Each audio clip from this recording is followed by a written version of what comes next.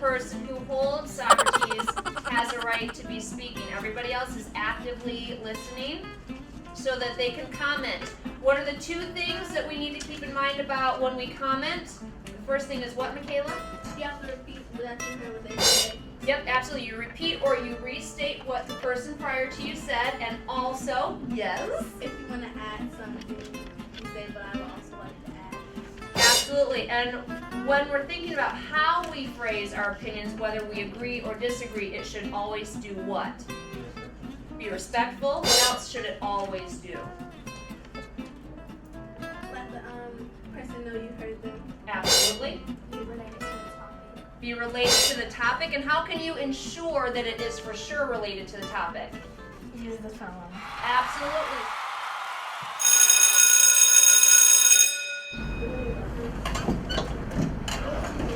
What I hear you say is you think that he's living in the grief of Julia, but I believe that when it says we live in what kills us, it's saying that we live in a society that if you're succeeding,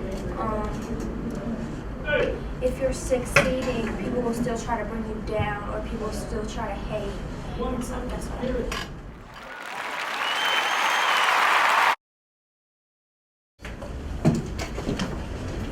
I hear you said that lines 22 and 23 are referring to him finally learning that Julia doesn't love him, and I partially agree with that.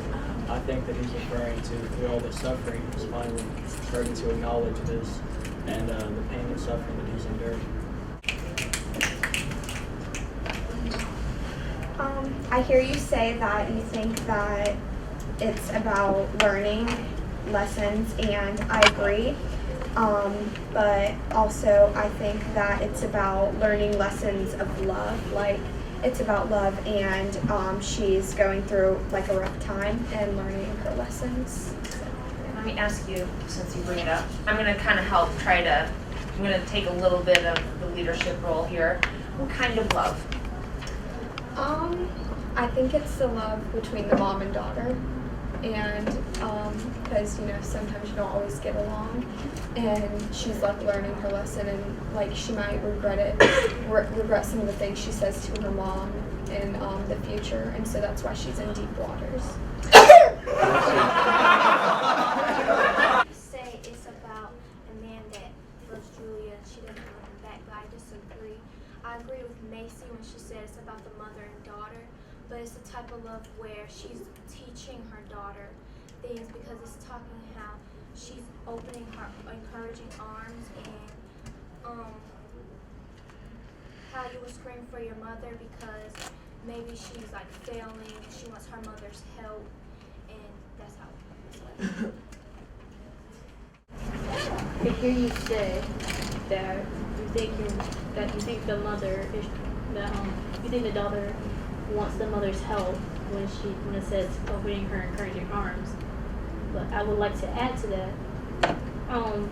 When it says when she's opening her encouraging arms, I think that the mother is trying to help her, but as she's screaming, she's also rejecting her. She wants the help, but she doesn't at the same time. As she's being rejected, the mother just stands there and does nothing. Because the mother doesn't know what to do, the daughter doesn't know what to do. So they're both in this conflict of trying to help each other, but they can't, because one doesn't exactly want to help the other, and the other wants to fully help, but she can't, because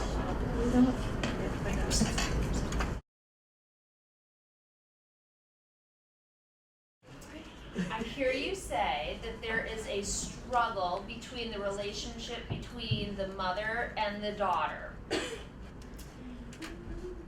I would like to ask if you feel that this is a poem about teaching somebody how to swim. If yes, why? And if no, why not? And I want somebody who has not spoken yet with Socrates.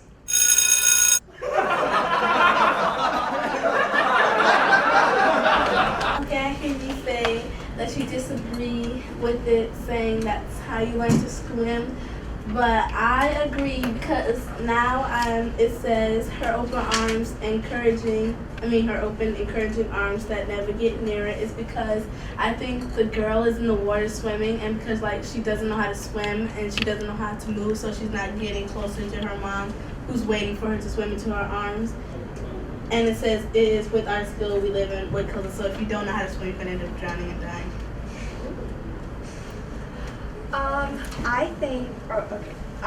I hear you say that you think the daughter is swimming to the mother because her mom's arms are open, but I disagree because it says on line 13 that the mother is drowning. So if the mother is drowning, then how would she be helping the daughter to swim?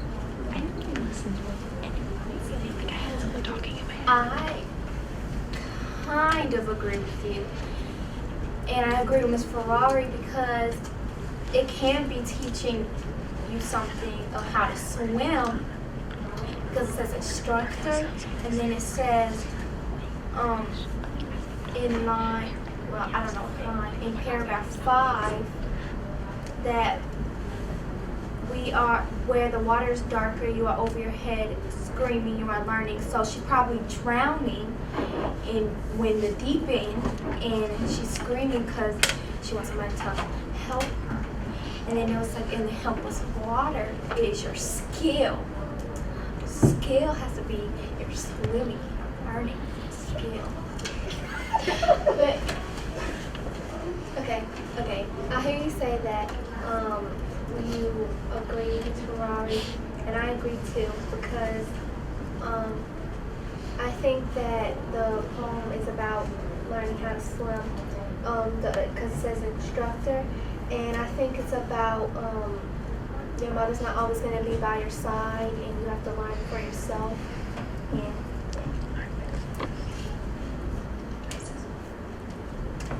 Yes. Yes. Yes. Yes.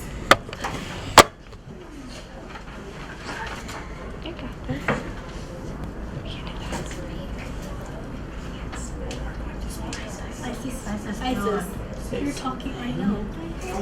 okay. I hear you say, there's a struggle. There's a struggle between mother and daughter. What I would like to say is that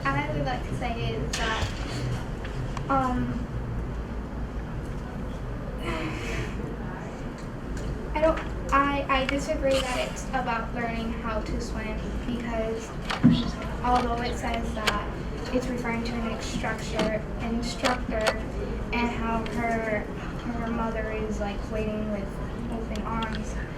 But in stanza 2 it says, you will drain this water always where nothing draws near, wasting your valuable breath you will scream from your mother. Only your mother is drowning forever in the thin air, down at the deep end. She is doing nothing.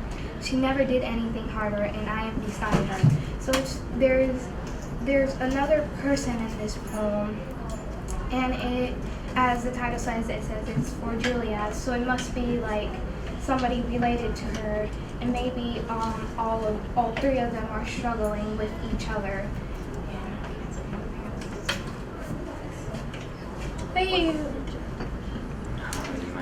Mrs. Ferranda, I would like to agree that you brought up a very valid point about this being about swimming. Oh, well, bless your heart. Thank you, ma'am. Now, I wholeheartedly agree, and I would like to point out about the point Isis raised about the mother drowning. What if the mother is pretending to drown to encourage her daughter to swim more? Somebody disagrees. Okay. I think the mother's pretending to drown in order to encourage her daughter to swim the water. Let's go to Sarah, and then we'll go to Kristen, and then I have another question. I think Don't try to Eddie, jump over the desk and get that. Jenny's on Okay. Jenny just kind of like. What I hear Alex say is that he thinks that the mother is pretending to drown to encourage her daughter. but I don't think it's about swimming at all because it says she is doing nothing and she never did anything harder, which makes me kind of think that she didn't do anything. And it says, I am beside her. I am beside her in this imagination. So I'm thinking maybe it's like a dream or something. Alright, here you say that you may think it's a dream, and I want to agree with you, but also add on that.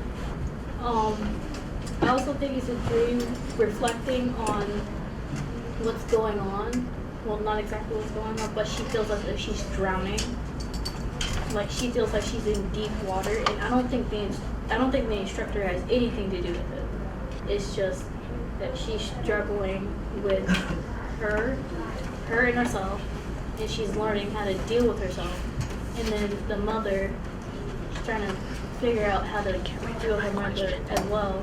And then when it says I am beside her in this imagination, or basically when the word I comes up, I think that it's the like the third person is basically her demons and what she also has to do inside, and what also makes her feel as if she's drowning, or saying as if like in the 28 in line 28 when it says we live in what kills us. I is basically what's killing her outside of this imagination, and they're just watching her as she's drowning. Okay.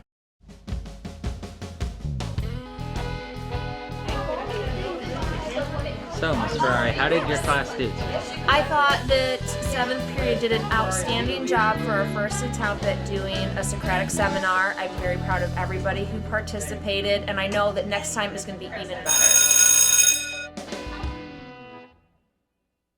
Alright, talk. You can dance if you want to. You can Leave your friends behind. And if they won't dance, and then they won't dance, and they're no friends of mine. We can dance. We can dance. I know, I wish I... How did you like the seminar, Alex? I loved it. And I know that next time is going to be even better. Oh, really? Super close up. Alright, so once your sticky czar has collected your sticky notes, we need to get things back on track. Nope, no cuts. Super close up.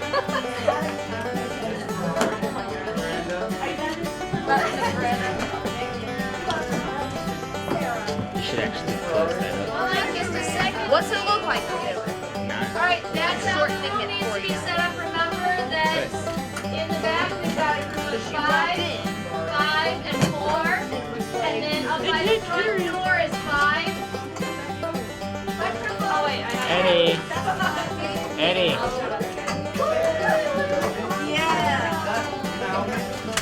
I have the camera, I can't.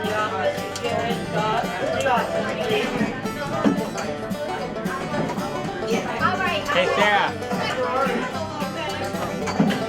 So, Sarah, how was the Socratic seminar? How did you like the seminar, Alex? I loved it.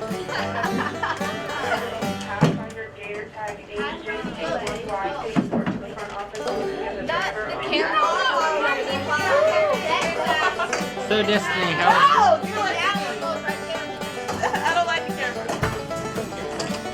How was the seminar? How was the seminar, Kevin? Answer me. It didn't really flow in the beginning, but you know. Was it cool? All of this. I don't like how I can get super close up from way back here. Are you gonna edit that for us? No. I want a coffee. Well, We'll get that camera. What? Yeah.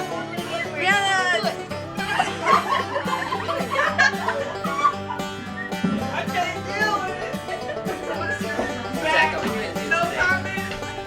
Get out my face.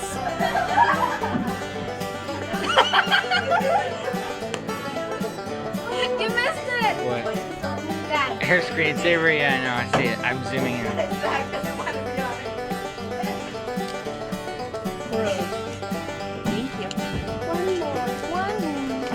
Okay, that's you. Miss Ferrari's face when someone can't get the answer right.